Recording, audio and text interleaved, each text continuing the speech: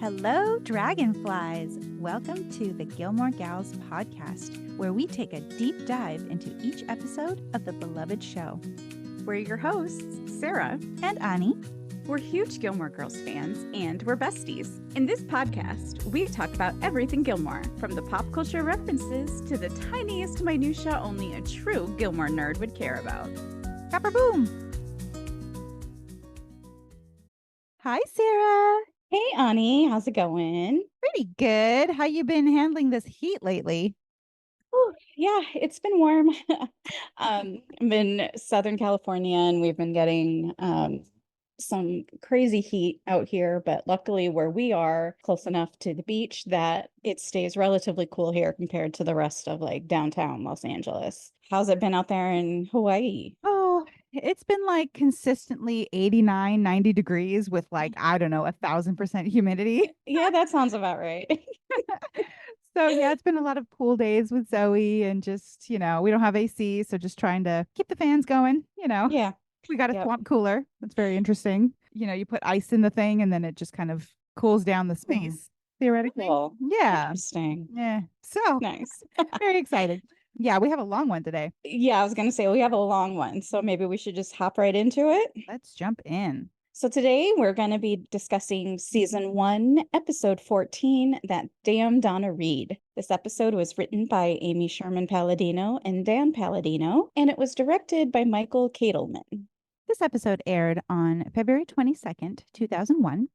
Rory and Dean have a falling out over their opposing views of the Donna Reed show, specifically regarding Dean's fondness for the sort of doting, perfect 1950s housewife that only ever existed on screen, not a real thing. Lorelai nags Luke and eventually convinces him to spruce up his diner with a fresh coat of paint, and Richard and Emily make their first appearance in quite a while, and we finally get to meet Rory's father, Christopher. Oh, goody. Oh, goody. All right, well, for our fast facts today, of course, we couldn't cover this episode and not do a deep dive on Donna Reed. Of course. So Donna Reed is a fellow Midwesterner like myself.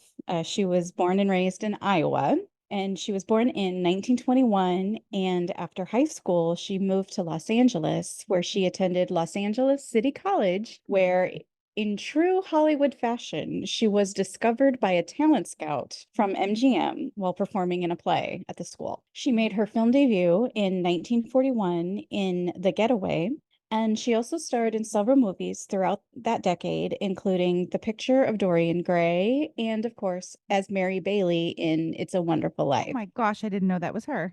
Yes. Oh, wow. Okay. She won an Academy Award for Best Supporting Actress for 1953's From Here to Eternity, in which she played a hard-headed but vulnerable prostitute. So definitely playing against her type there. Yeah. Despite the critical acclaim and awards that she received, unfortunately, she was not offered any additional meaty roles like that one. And so eventually she and her then husband, Tony Owen, decided to create their own production company. And in 1958, The Donna Reed Show premiered and ran for 8 seasons, earning her 4 Emmy nominations and a Golden Globe Award in 1963. And the series can still be streamed today on Amazon Prime, Roku, Tubi, Pluto, and Freevee, if you want to check it out. I might check it out. I don't think I've ever actually seen any of her show. And then after the conclusion of her series, Reed largely retreated from acting, wishing to spend more time with her family. And she also became involved with the anti-Vietnam War group Another Mother for Peace, becoming an activist and working to reach across political lines to end the war. Donna Reed did still do some occasional acting later in life, including taking over the role of Ellie Ewing on Dallas for one season in 1984. She passed away in 1986 at the age of 64 from pancreatic cancer in Beverly Hills. So there you go.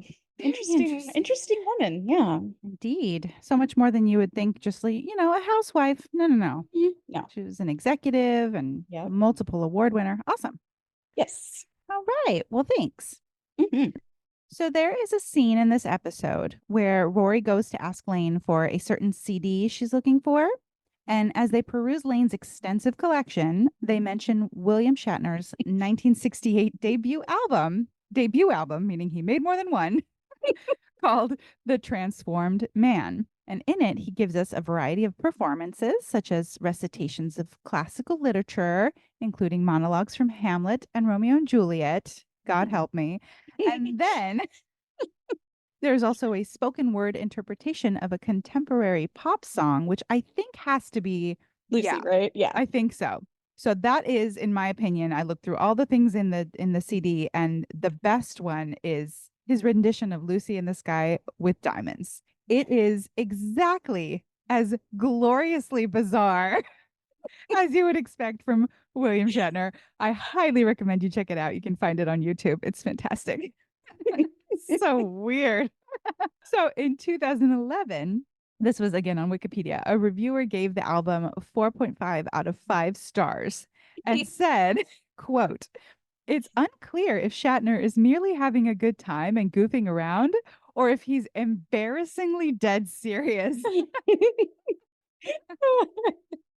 And I have to think, just from what I've seen from him, it's got to be the latter. That's what I'm totally thinking serious. too. Oh yeah. Yeah, I think so too. I don't think he has a sense of irony. No, He's just himself. he's William Shatner. Yes. That's all there is to say. Fabulous. All right. Well, let's dive into our recap.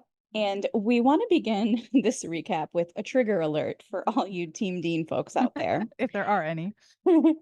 I think that Ani and I have both made it pretty clear that neither of us are big fans of Dean. And this episode in particular is not a very good one for him. So there will be many, many snarky Dean comments. But we do want to let you all know, to be rest assured, that we are equal opportunity insulters, and we will treat Jess, Logan, and pretty much every guy Lorelai and Rory date just as badly. This is accurate. Well, this episode begins with pizza night at the Gilmore house, and Dean enters with 2 pizza boxes and something inside a paper bag. Our girls are watching the Donna Reed show. So Rory inquires what's in the bag, and Dean says it's a salad. And after confused and slightly disgusted looks from Rory and Lorelai, respectively, he decides to mansplain what a salad is. It's a quaint dish sometimes used to precede large quantities of pizza. He finally realizes his error and says it's for him. Now, Dean has been dating Rory for over a month. He's been to their house before. He's had dinner with them before. He knows that they would never eat a salad. Never. What was he thinking? I think he was thinking it was for himself. Maybe he was Okay. like, 2 pizzas is not enough for these 2 women. I'm going to go ahead and get myself a salad too. Maybe. He's seen them eat. So he then reveals that he has no idea who Donna Reed is. And the girls rapid fire the following anecdotes. The quintessential 50s mom with the perfect 50s family. Never without a smile and high heels. Hair that, if you hit it with a hammer, would crack. And in their typical Gilmore way, the girls insert their own sarcastic dialogue into this section. And Dean says, I don't know. It all seems kind of nice to me. The look on Rory and Lorelai's faces when he says that. Oh my God. Fantastic. And then he tries to double down, saying that having dinner time as a family and having a wife cook dinner for her husband, he likes that idea. And he says, look, she seems really happy. To which Lorelai and Rory reply, She's medicated. and acting from a script. Written by a man. Well said, Sister Suffragette. Which I believe is a reference to that song in Mary Poppins, yes? Yes. Sister Suffragette. He then goes on to say, what if she likes making dinner for her family and keeping things nice for them? This poor kid does not know when to shut up. Oh boy, what if she likes making...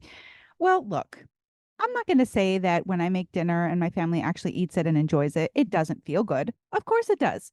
But I'm also not required to wear heels and pearls and an apron and a pretty dress and do my makeup and my hair and, you know, all the ridiculous crap that that poor woman had to do on that show. Yeah. So unrealistic. In the next scene, Lorelai and Rory enter Luke's and take their usual table. And as Luke walks over to take their order, she says, can you take a little constructive criticism? To which, of course, Luke gruffly replies, no. Lorelai continues anyway. Okay, this place could use a makeover, like a fresh coat of paint or something. But Luke is just not interested. Taylor then excitedly butts in because he has apparently been trying, along with the town beautification committee, but you know that he's the one that's leading this. They've been trying to get Luke to freshen up the place for years now. Taylor says he'd like to see some flowers, awnings, and a peppy little cardboard pig announcing the special. Can you imagine Luke with a No, peppy little anything? no. So after dropping it for a second, Taylor starts up again and he goes on to complain that old paint makes the whole town look bad, causing families to flee. And in comes the seedy crowd. You got trouble, my friends. And then Lorelai immediately chimes in, right here in River City, which is a reference to a song from the Broadway musical, The Music Man. And Lorelai then offers to help paint because she loves it and Luke hates it. And to convince him how much fun it'll be, she says that they can drink beer and sing painting songs. And Luke, understandably, is like, what? What's a painting song? So now, everyone, you're welcome. I'm going to treat you all to Lorelai's impromptu painting song. You ready for this? I'm ready. All right. Grab your paint and grab your rollers, all you kids and all you bowlers. We're going painting today. That was really good. You're welcome. But Lorelai attracts even more attention to this ridiculous scene by using utensils for percussion to Rory's deep embarrassment. But Taylor is super stoked that Luke has finally come around. And as he parts, Luke grumbles, I hate that he's pleased. So, as an aside, I would like to point out that this scene includes one of many contradictions we hear over the years about Luke's financial situation. Did you hear this? Did you pick Mhm. up on that? Yeah. And one of the reasons he says he doesn't want to paint the diner is because he would have to close it down for a day, which he says he can't afford to do. Fast forward to season 2, episode 11, where Lorelai's house is getting eaten by termites. You remember that one? Hmm. And she needs a $10,000 loan to fix the problem. And Luke offers to front her the money so she can just, pay him back over time. So clearly, he can afford to close the diner for a day, is all I'm saying. He just hates painting, is making excuses. Right. And then because even later on when she and Suki are trying to get the dragonfly in, doesn't Yeah. he loans her money for that too, right? He becomes an investor. An investor. That's That's right. right. Yes. Well, next up, we get a Friday night dinner. We haven't had one of these in a while. Yay. And we learned that sadly, Emily and Richard will not be going to Martha's Vineyard this year because they waited too long and their usual rental was already booked. Oh, poor rich Oh, people. so sad. So Emily says, now we have no place to go next week. I'm sorry. Are there no hotels anywhere? Or like maybe this was before Airbnb, but come on. Maybe here's a thought, go anywhere else in the entire world when you have that kind of money. So Lorelai suggests Paris, but Richard declares impossible. Silly Lorelai. You know they only go to Europe in the fall. Ah. They do go only every 2 years, though, because flying first class to Europe costs a fortune, and it's simply not in the budget this year. So here I was going to interject. Richard is being ridiculous. After all, these people are loaded, right? And if Mhm. if I were that rich, I would never stop traveling and I would fly first class everywhere. That's what I thought, right? But then I went and looked it up. Now you used to be a travel agent. Did you know this? How I mean, ridiculous it is? yeah, yeah. Okay, people, get yourself ready for this. Sit down, buckle up. 2 round trip tickets, right? Economy tickets from Hartford to Paris in the month of March costs roughly $2,500, which for any regular family would be like, whoa, that's quite a bit. We got to save up for that, right? Mhm, Okay. You ready? The mhm. exact same search, but choosing first class instead of economy, $30,000 for 2 tickets on the same plane. It's not a faster plane. you know, you're not going to stop off at the moon and come back. No, no, no. $30,000. Why? That's Yeah, crazy. that is crazy. I don't understand rich people. So yeah, Richard is right. That is insane. It is a small fortune. But then when Lorelai suggests, well, maybe they don't have to fly first class, Mhm. both Richard and Emily look at her as if she just said something incredibly offensive. Ah, rich people. God, they look at her like she's insane. Like what are these words that she's saying? Not first class? What? Yeah, I thought they looked confused. Like when Dean suggested a salad and Rory looked at him, she was just kind of like, huh, what a curiosity. Well, in the next scene, Lorelai's repairing Rory's sweater while Rory's doing some last-minute studying before a test. Babette pops over needing a favor. She and Maury decided that they were finally ready for a new baby, an adorable little kitten named Apricot. Apparently, Maury got a last minute gig, and so they will have to be out of town overnight, and they're not ready to leave the kitten alone. So she asked if Rory would be willing to house sit for the evening. Rory happily agrees, and Babette tells her they just got cable, so Rory could watch those four girls talking dirty, which is a reference to Sex in the City. I never got into that show. How about you? A little bit, but not much. Hmm. Yeah. I feel like I was maybe just a little too young for it when it came out, you Yeah. know? Yeah. Babette leaves then, and Lorelai starts half jokingly giving Rory a hard time for so eagerly agreeing to be away from her mother for the night. And we learn that the two of them have only spent a few nights apart in Rory's entire life. Oh. Rory asks what Lorelai will do when she goes away to college. And Lorelai says, well, I will go with you. I'll sleep on the floor next to your bed. Which I think is kind of cute because in the episode where Rory goes off to Yale, Lorelai actually does spend the first night with her, sleeping on a nasty old mattress right next to Rory's bed. Hmm. And don't you tell Zoe something similar? Absolutely. I am emotionally stunting her so she'll never leave me. I either tell her you're never leaving, or if you do have to go for college or whatever, Daddy and I will move wherever you choose to be. But, granted, she's only 8 and it's going to depend highly on how rough her teenage years are on us. So I would say check back in 10 years. In the next scene, Dean is waiting for Rory at the bus stop in the town square. And this is the first time that we see the town troubadour, played by Grant Lee Phillips. According to Gilmore Girls Wiki, he's in a total of 20 episodes. Rory gets off the bus and she and Dean stand there making goo goo eyes at each other and kissing, blocking the door to the bus, causing everyone else trying to get on and off the bus to have to squeeze by them. How rude. Seriously. And Rory has brought home a baby chick that she has to study and raise for her class. And this will be important later. As they walk to Rory's house, she tells Dean that she's house sitting for Babette that evening and invites him over. And of course, he says yes. And then she asks if they want to go get coffee, but he has to go to work early because Thursdays are busy for some reason. And then he says sarcastically, lots of oppressed housewives shopping for their husband's dinner. Ooh. Oh, Dean. So Rory rightfully gets upset at this, and they begin to argue about Donna Reed and housewives.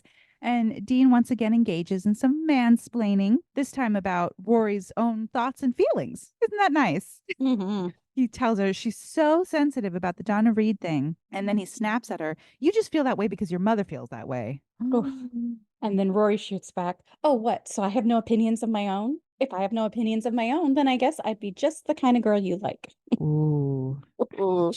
Dean then goes on to say that his mom used to cook for his father before she worked, and she still cooks on the weekends. And what did that say about her? And then Rory says, it says she has a choice, and Donna Reed didn't. Mic drop. Nice. The argument then continues a little bit longer and ends with no resolution, and Dean storms off into work. Oh, Dean. You're so dumb. Rory arrives home with her little baby chick as Lorelai is cutting out paint samples to go over with Luke. Lorelai decides to name the chick Stanley, but when Rory tells her it's a girl, she chooses Stella. And then Lorelai says that Stella is married to Stanley. And this is a reference to A Streetcar Named Desire, which we'll also get another reference to later. And that is the 1951 movie starring Marlon Brando and Vivian Leigh. I've never seen that. Have you? I have not. It always seems so depressing. I was like, Yes. I don't want to see that. Life's hard enough. Yeah. Next, we're at Luke's, and Lorelai is discussing several color combinations for the diner as Luke grouchily shuts them all down. Taylor and Kirk enter the diner because he doesn't believe that Luke is actually going to paint and wants to hear it from him directly. It turns out he and Taylor had a bet and Kirk lost. As Kirk and Taylor leave, Taylor notices the pink and blue shades that Lorelai has taped by the door and says, I like this. Which of course means that there is no way that those colors will be used. Yeah, pink and blue? Like what? That would have looked hideous. What Yeah. the hell? I'm sorry, is this a baby nursery? A baby or like a candy shop or I don't know. It's too weird. So Rory is over at Babette and Maury's house and she feeds Apricot and then begins to do some studying on the couch. You can see the wheels turning in her head and she tries to call Dean, who still isn't home from work. So then she grabs her coat and she leaves. What could she be planning? Side note, that throw blanket on the couch, my Mhm. grandma used to have one like it. You know, that knitted black with the different designs. I think it was really popular in the 80s. I feel like it was on every TV show, on every couch. I'm pretty sure it's the same one that was on the Roseanne couch. Do you Yes. remember? Yes, I think you are correct. Ryan said he had one on his couch growing up too. Oh, the 80s. The 80s. Oh, you know what else is weird? You remember the show Full House? Yeah. So one of the girls, I think it was Stephanie, you know how the girls shared a room? Mhm. Her sheets on her bed that were all like geometric shapes. I had that Yeah. exact set. That's so cool. That's so weird, isn't it? Was there like, I don't know, a total of 5 options back in the I think so. so weird. We're back in the diner with Luke and Lorelai having a beer and discussing the painting plans. Lorelai has narrowed down the color choices and is presenting her favorite to Luke, who is still unsure about the whole thing, but finally agrees. Suddenly, someone bursts into the diner snapping photos. Turns out the town council, which we all know is code for Taylor, wanted before and after Of pictures. course. And Of that course. someone who comes in is, I believe that's Andrew. I don't know. I didn't know his name. Yeah, I'm I pretty know sure I've that's seen him, several times throughout the series, but I never knew his name. So, Do you remember the episode with the Festival of Living Pictures or something? yeah. He's the guy who does the statue. They paint him all white and they put him in the gazebo and he spins Oh, around. okay. That's Andrew. Okay. He's in a few episodes here and there. So after Luke kicks out the photographer, Andrew, Lorelai asks him what items he's going to get rid of in the place, to redecorate. And of course, he refuses to get rid of anything because he's Luke. And we have established that he doesn't like change. So even though he turned the place into a diner instead of keeping it a hardware store like his dad ran, he still left pretty much everything where it was. If you look around the set there, you can see a lot of random items that you wouldn't really ever find in a diner. hmm And the two of them have a really touching conversation about Luke's father and how much he loved the place. And then he remembers that his dad had written down an order on the wall once when he ran out of paper. It's in such an odd place, though, near the bottom of the wall. Like, that is not a place you would write down an order. It's so weird. Like, was he maybe he slipped and fell, and instead of getting up, he just decided to write the order Don't there? know. What was he doing on the floor? I don't know. Anyway, so they're both sitting on the floor at the makeshift order form, which they've agreed to leave as is. They're not going to paint over it. And they sort of gaze into each other's eyes for a few seconds, and the temperature goes up a couple degrees. hmm Mhm. Well, then they're interrupted rudely by a mob led by Taylor and Andrew banging on the door and trying to come in. Fortunately, the door is locked, but way to spoil the moment, guys. No. Luke's about to get up and yell at them, but Lorelai convinces him to stay down on the floor and saying that they'll leave eventually, which they do. So now Luke and Lorelai are still on the floor, but on their hands and knees, and Luke is just inches away from her face, and he softly says, "Thank you," staring at her the whole time. And Lorelai, oh my God, I know. I was like, they love each other. So Lorelai turns her head, and they again gaze into each other's eyes, and the tension continues to build. And then Lorelai finally breaks the moment, saying that she should go, and things are a little awkward for a few seconds before she leaves. So Rory arrives at Lane's room and asks if she can borrow a CD, and she says the weird one, which of course is not enough for Lane to go on. Rory says she'll know it when she sees it, and then we get the grand tour of Lane's hiding places and her filing system. It's brilliant. I'm curious why she has so many loose floorboards, though. That's kind of weird. I know. Kind of dangerous, probably, right? Yeah, but she's got to hide her stuff somewhere. Well, the categories of her filing system include, but are not limited to, Classic, progressive, and pretty boy rock. punk, German metal bands, and Broadway soundtracks. A variety of jazz, classical, country, a separate category from rockabilly, which she also has, and Sinatra. There's also a miscellaneous section, which includes the aforementioned Shatner album, which Rory plans to get Lorelai for her birthday, giving us a little more insight into the Gilmore Girls' sense of humor. Rory finally finds the CD that she wants, and when Lane asks what she needs it for, she tells her she's not sure yet. Ooh, intriguing. What is she planning, this girl? Hmm. So Lorelai returns home to find that Stella the chick is missing. She does a Marlon Brando's yell and then begins to frantically look for the bird. She calls Luke, rambling like a crazy person about the missing chick, and says, "Do I pull a Lucy Ricardo and walk like a chicken so she thinks I'm their mother?" This is a reference to the I Love Lucy episode, Lucy Raises Chickens. So Sarah and I are both big Lucy fans. Mhm. Now this is totally beside the point because it's not in that episode, but you know that one, the scene in an episode where she's dancing with Ricky. They're living in the country. She's dancing with Ricky. She's got all the eggs hidden in her shirt, right? And then he pulls her close and they all smash all over her inside her shirt.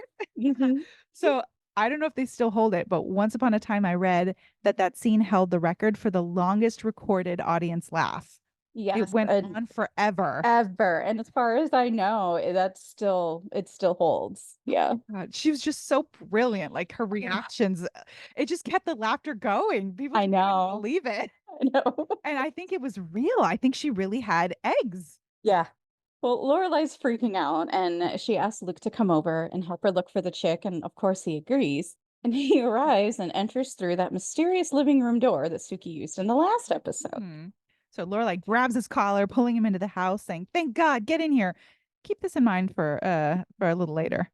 And Lorelai then starts rambling again about her unfruitful search, and Luke has this kind of smirk on his face, and he's nodding like, uh-huh, uh-huh. He obviously thinks this is a ruse. Suddenly, though, we hear some chirping, and Luke says, "You really do have a chick loose in here," and joins in the search. Well, next up, we hear Dean's dumb voice on the Hey, Rory. when he calls Rory at Babette's house. And he asks her if she still wants him to come over and makes her practically beg him. But the dude is standing outside. This actually reminds me of a future episode where he invites himself over to Rory's despite her having set a clear boundary intended to keep him away. Ugh, do you remember that? Yeah, I do. So rude. Well, Rory opens the door to greet Dean, and we see her in full on Donna Reed attire, complete with a poofy 50s dress, apron, pearls, and high heels. Where she got this outfit in just a few hours remains a mystery. She says, "Honey, you're home." Aw, I have a few thoughts on this. You ready? Hmm. First of all, hey, honey, remember when you completely invalidated my feelings and told me I was incapable of independent thought? Well, I didn't want you to stop liking me, so I transformed myself into that which I despise just to soothe your fragile ego. Promise you won't leave me like my daddy did? That's what I heard in my head. Now, take note, this is not the last time Rory changes who she is to please a fella, if you That know is what I true. mean. Yes. I literally wake up at night sometimes thinking about like what a disappointment Rory became. Like she's my kid or something. So that was thing one. Thing two is I despise all these high school shows like Dawson's Creek and all these things where they establish the student is a high achiever. They're taking a lot of difficult classes. They got a ton of studying and homework to do. My life consisted of school, homework, and sleep. That's all I had in high school. Like I didn't do anything else. But these people find all this time to get up Hmm. to all these hijinks on a school night, right? I call shenanigans. I didn't have time for that nonsense, right?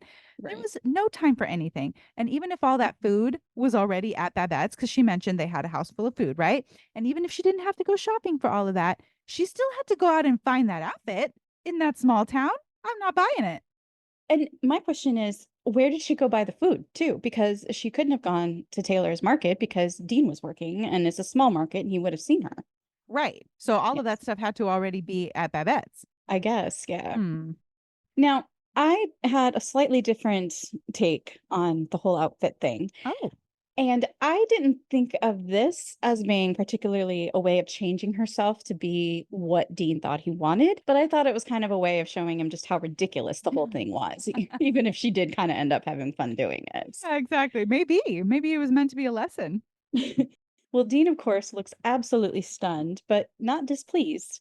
He enters to find the entire place filled with candles and there's music playing. Super romantic. She presents him the appetizers that she made before dinner, and then Dean asks if they're going out to dinner, and she replies that she actually made it: steak, green beans, and mashed potatoes. Now, granted, we find out the green beans were from a can and the mashed potatoes were from a box, but that's okay.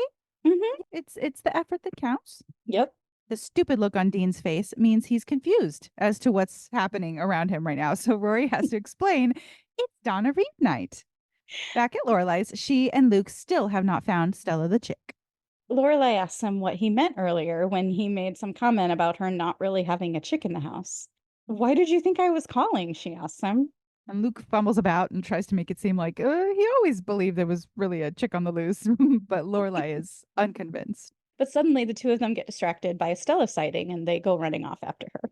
Meanwhile, Rory and Dean are enjoying their dinner, and he says it's amazing, but I call shenanigans again because there's no way this child knows how to cook anything. Now, I thought that at first too, but then the more I thought about it, I realized that that meal actually isn't that difficult to make if you don't have a lot of experience cooking. Mm. Because, like she says, the potatoes are from a box, super easy. Beans were from a can, super easy. And steak actually isn't that difficult to cook either. Really? I didn't think so. I mean, it was one of the first meals that I made for Mikey when we first moved in together, and unless he lied to me, it was good.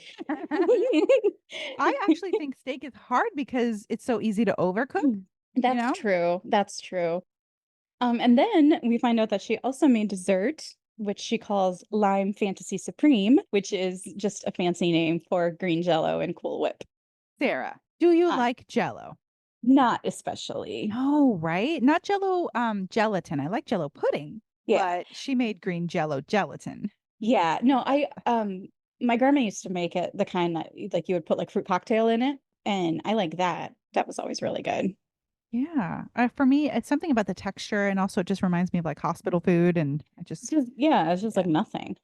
So anyway, suddenly Rory remembers she forgot to make the rolls, which of course were coming from a tube, and she gets Mhm. very upset, and she's like, "I'll make them now." And to his credit, Dean tells her it's not necessary. Yeah, that was sweet. Yeah. See, we're not all complete haters. And Rory says, Donna Reed would never have forgotten the rolls. They're gonna make me turn in my pearls. Oh my God.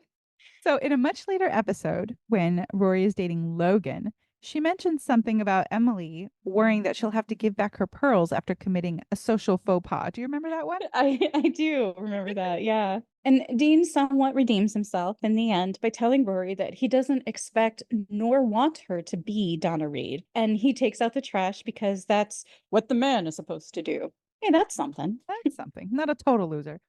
So Rory says she actually had fun doing all this stuff for him. And in her research, found out that Donna Reed was actually an uncredited producer and director on her show, which made her one of the first women television executives. I looked into a few more firsts for women, and here's what I found. Betty White, the incomparable, was the first woman to produce a national TV show and star in a sitcom. Lucille Ball was the first woman to own a production company. Roxy Roker was the first woman to be part of a biracial couple on The Jeffersons. Oprah Winfrey was the first woman to own, produce, and host her own talk show. Mindy Kaling is the first woman of color to create, write, and star in a primetime sitcom. She also runs her own production company. Do you know she was only 24 when she became a writer on the staff of The Office? Mm-hmm. Which is amazing. Yeah, I knew she was a baby. Since we discussed William Shatner earlier in the episode, we should also note that the first biracial kiss occurred on Star Trek, the original series, between Shatner and Nichelle Nichols, who played Uhura. Back at the Gilmore house, Stella the chick has been found and returned to her cage. Luke is helping by taking out the trash. He heads out the mysterious side door and runs into Dean, who's doing the same manly task. And both of them are like, "What are you doing here?" Mm. So remember, we mentioned in the past that the episode storylines for Lorelai and Rory seem to kind of mirror each other throughout the series. Mm-hmm. So this confrontation also foreshadows one that we'll see in a much later season. Do you remember? I think I remember which one you're talking about. Yes. The episode with the Twickham house being turned into a museum. Oh, okay. That's not what I was thinking. But yes, I do remember that as well.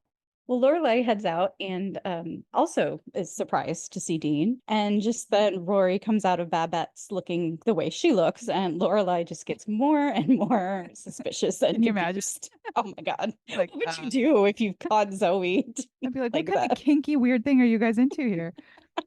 Rory and Dean kind of fumble about trying to explain their very innocent, if anachronistic evening. And then Rory turns the tables and goes, "So what were you guys doing?" And now it's Luke and Lorelai's turn to fumble about and justify their evening as well.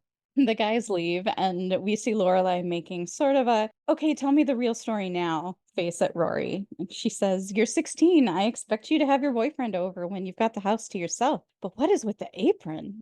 And Rory just says, "It's a long story," and tries to hightail it out of there as Lorelai is mercilessly teasing her for her getup. And she says, "I have to go too. I got to write down all the ways I'm going to torture you about that outfit." And just as Lorelai is about to go back into the house, Rory comes running back outside, desperately calling for Lorelai's help because she can't find Apricot. Why does anybody leave their pets with these people? And that's what she says. Lorelai Yeah. cries out, "That's it. We are not animal people. Period." This is continuing the ongoing joke about how the Gilmore Girls really shouldn't be trusted with pets or animals of any kind. They really shouldn't. It's amazing that Rory made it, you know. I know, right? She survived. Well, we start the next scene with Lorelai entering the kitchen at the Independence Inn, walking right into the middle of a classic Suki Michelle argument, one that they have apparently had before. Lorelai observes for just a moment and then guesses correctly that Michelle has requested an egg white omelet. Apparently, he didn't have time for breakfast this morning. And Suki is deeply affronted. She is a chef, and her job is to make food that tastes good. She simply will not compromise her artistic and culinary values on such an appallingly boring dish. Instead, she makes him a 3 egg omelet with goat cheese and pancetta cooked in a sherry olive oil. I don't even like omelets, but that sounds good. It does sound good. But then Michelle goes on to say he doesn't eat dairy or meat. So wouldn't that make him a vegan? So what's he doing eating an egg? Do they make exceptions for eggs? So there's actually a pretty wide range of vegetarian and veganism. Ah, So when you're vegan, you don't eat anything made with any kind of animal products, including dairy or eggs. However, an ovo-vegetarian will eat eggs, but not other meat or dairy products, which is presumably what Michelle is. There's also a lacto-vegetarian who will consume dairy products, but no other animal products. There's also a lacto-ovo-vegetarian, which eats dairy and eggs, but not meat, which is what I was many moons ago. no kidding? Yes. But why? Well, because it's a long story. Okay, we'll talk Okay. about it later. And then finally, pescatarians eat seafood but not land-based meat, and flexitarians are people who typically avoid meat and dairy but will consume it on occasion. I can't imagine a world in which there's no dairy. That that seems horrible and like a Very punishment. sad. Yeah, I know. I know. Michelle then storms off, and Lorelai says to Suki, "But you make a good egg white omelet." And Suki giggles and says, "I know." They're just torturing Michelle. So Lorelai proceeds to tell Suki about her crazy evening the night before, everything from the debacle with Stella the chick to her and Rory searching for apricot until 1 in the morning. And she mentions that she called Luke to help her search for Stella, and that when he arrived, it seemed like he didn't believe that that was the real reason she had asked him to come over. And Suki kind of goes, well, yeah. She seems to think that come help me look for my chick is apparently code for something a little less innocent. And Lorelai seems upset by that. And Suki just tries to explain that she's not saying it's just for that reason, but that maybe Lorelai wanted to see him again and didn't know how to ask for it. So she made up some excuse. As Lorelai grows increasingly annoyed with the accusation, Suki asks her, why did you call Luke? Why didn't you call me? Or Rory? Or Miss Patty, who apparently raises chickens, who knew? Or Andrew, who lives just around the corner? Suki's point, of course, is that of all the people Lorelai could have called who would have dropped whatever they were doing to help her, Lorelai chose Luke. And Lorelai says it's because she had just been with him, helping him pick out paint samples, so he was salient in her mind. But that just supports Suki's point even more, which is that Luke and Lorelai mean more to each other than they're willing to admit to themselves. hmm Mhm. Next up, the girls arrive at the Gilmore Mansion for Friday night dinner. 2 in 1 episode. Yay! Yay! Where they seem to have interrupted a very important phone call. This is their last chance to go to Martha's Vineyard for the season, for heaven's sake. It's very important. So it's a very serious situation here that needs resolving. The negotiating of the grounds fees on their new property. Once Richard and Emily get off the phone, we find out that the whole contentious phone call was just a big act. Just as in any negotiation, one person must take the role of the eager one, and one person must be the sensible one.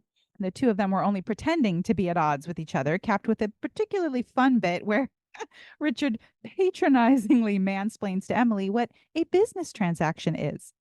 I thought that was funny. That was and they are absolutely giddy about this fine piece of property with a much better view than their usual place, which they were able to snatch up because Arthur Roundtree just died. Huzzah!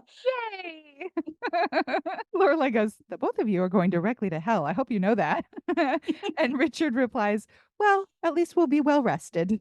And then lets out perhaps the first real belly laugh we've heard out of him so far.